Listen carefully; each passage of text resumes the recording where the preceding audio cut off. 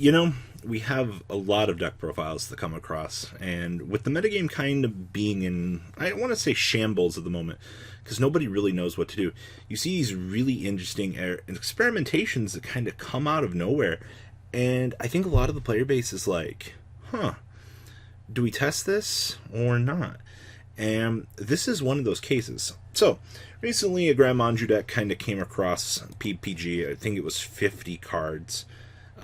For sure, which, I mean, it's in front of you right now as you see that, but 50 cards, and I've seen 60 card variants of this.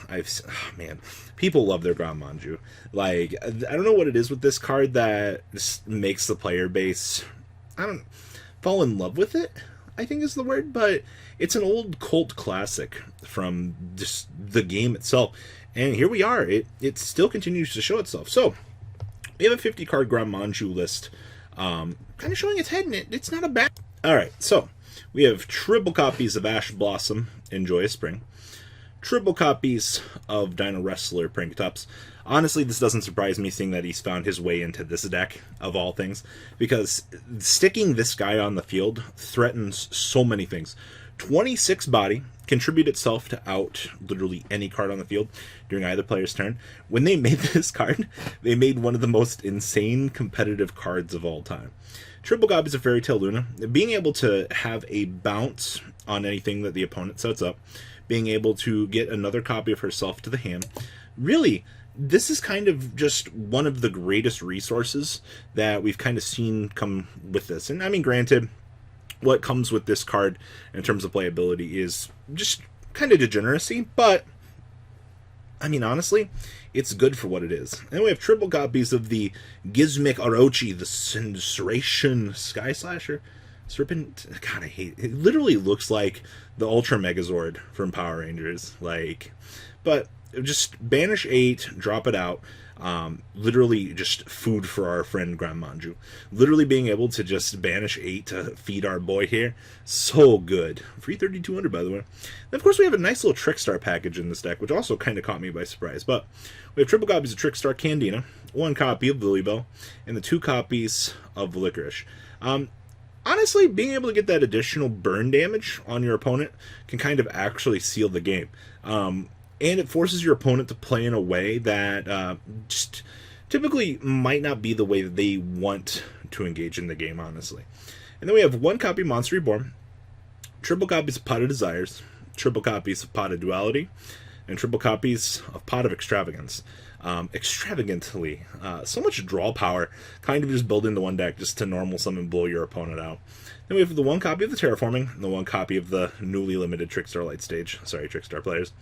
And then traps, we have triple compulsory evacuation device, triple copies of Crackdown, triple copies of Infinite Impermanence, 1 copy of Solemn Judgment, triple copies of Solemn Strike, 1 warning, and triple copies of Trickster Reincarnation. Wrapping up the main deck. Side deck here, we have the 1 Trap Trick Sarah, 1 TG Quick Launcher, 1 Almirage, 1 Max, 1 Link Kribo, 1 Unicorn, 1 Phoenix, 2 Cerberus, 1 Borreload, 1 copy of number 60 himself, and 1 Starving Venom, and triple copies of Violet Chimera. So deck here we have triple copies of Droll Lockbird, 2 copies of Eater of Millions, 1 Fossil Dyna, triple Inspector Border, triple copies of Blackout Curtain. So if a card you control will be destroyed by Valor or your opponent's card effect, you can destroy this card instead of one of those cards. If a card is destroyed by your opponent's card effect, you can banish this card from your graveyard instead of one of those cards being banished. You get a dual blanketing protection effect, and triple copies of Twin Twister wrapping up this beast. Now, that being said, we have some other interesting concoctions today.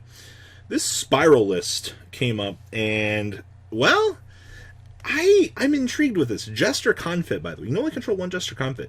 Store summon this card from your hand in attack position. If summoned this way during your opponent's next end phase, target 1 face of monster your opponent controls. Return both this target and that target to the hand. Yay! Spirals. I don't know.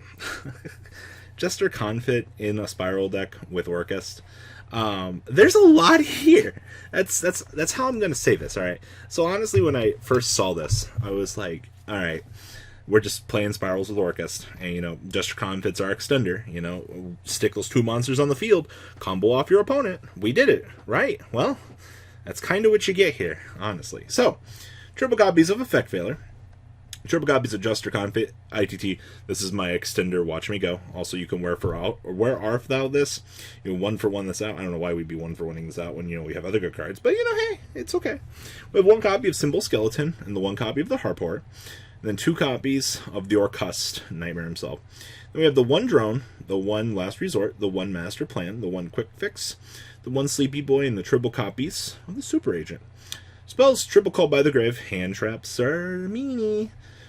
We have 1 copy of Foolish Braille, triple copies of Instant Fusion, Extenders, Winda, Winda on end phase, protect it. Yay, OTK your opponent on the next turn. 1-1-for-1, 1 Rhoda, 1 Eagle Booster, 1 Hornet Drones, triple engage, Man Sky Striker combos. Literally, this makes your whole Orcus combo go. We have 1 Big Red, 1 Resort, 1 Terraforming, triple copies of Where Art Thou. So if you control a face-up level 1 monster, add 1 level 1 monster from your deck to your hand. Bush Summon Juster Confit. And then during the end phase of this turn, take 2,000 damage if you did not normal summon the added monster or a card with the same name after activating this effect. It's 2,000 life, nobody cares when you're Orcus comboing. We have the 1 Crescendo and the 1 copy of the Spyral Mission Rescue. The extra deck on here, 2 copies of Double Helix, 1 Kagari, 1 Link Karibo, 1 Unicorn, 1 Phoenix, 1 Mermaid, the 1 copy of the Cerberus, 2 copies of Galtea, 1 Decode Talker. Really? Decode? 1 copy of Borreload, 1 copy of Dingrisu, 1 copy of Thousand Edge Strict, and the 1 copy of the Winda. Side deck here, triple copies of Ash Blossom, triple Prankatops, 2 Ghost Ogre, 1 copy of Cosmic Cyclone. I mean, hey, when you need back row removal, you need it. We have triple copies of Twin Twister and triple copies of Infinite Impermanence, wrapping up this bad boy. I don't know what else to say. We're packing Where Art Thou's and Juster Confits into some of the most shenanigans decks really out there right now. And last but not least today, we got Magical Musketeers. Yeah, we have more love to the muskets. Actually packing in Magical Mallet itself. Actually, when we don't have triple Upstart Goblin, I mean, I don't even know why we're not playing Upstart Goblin, but when you have a card that says, all right, let's be honest here, do you want a mulligan? Okay, cool, we can do that for you. It's an inherent -1. I know a lot of players kind of look down on this card for being a -1. Granted, it's understandable, but what you have here is a way to recycle just these. I would argue that this monster lineup is kind of heavy for what it is, but it doesn't matter, because we're Magical Muskets, and Max fixed all of our problems. So we have 2 copies of Ash Blossom and Joy Spring, 1 copy of Calamity Jane, triple copies of the Wild West Caspar, 2 copies of Doc, triple copies of Kid Brave, 2 copies of Starfire, and the 1 copy of Wild. That's Wild. I actually didn't think we'd ever see Wild see more play in the game, but here he is. And then we have triple copies of Called by the Grave, 1 Double or Nothing, 2 copies of the Magical Musket, triple copies of Cross Domination, 1 Steady Hands, 2 copies of Desires, 2 Duality, and only 2 Ties of the Brethren. This also really caught my attention. Only 2 ties currently, which honestly means that maybe we're wrong. Maybe you don't need to main deck 3. I just see it as the later the games, it might not be all that good. 2 copies of Infinite Permanence, 1 Crooked Crown, triple Desperado, 2 copies of Last Stand, and triple copies of Solemn Judgment. So we've only got 2 ties in here. We have no upstarts. Man, we are going against what has been the cultural norm for so long for Magical Muskets in the metagame, which means maybe it's time to reevaluate some things. Maybe players are onto some things. The extra deck down here, 1 copy of Trisbania, triple copies of Magical Musketeer Max. This card is so good. Literally. One of the best support cards that they could have gave this deck, and they knew exactly what they had to do to fix it. 1 Unicorn, 1 Phoenix, and the 1 Cerberus. The 1 Hipposhigan, 1 Boral Sword, the 1 Soldier of Chaos. 1 Utopia of the Lightning, 1 Utopia Double, and the 1 Utopia. And then 1 Starving Venom, and the 1 copy of the Mud Dragon.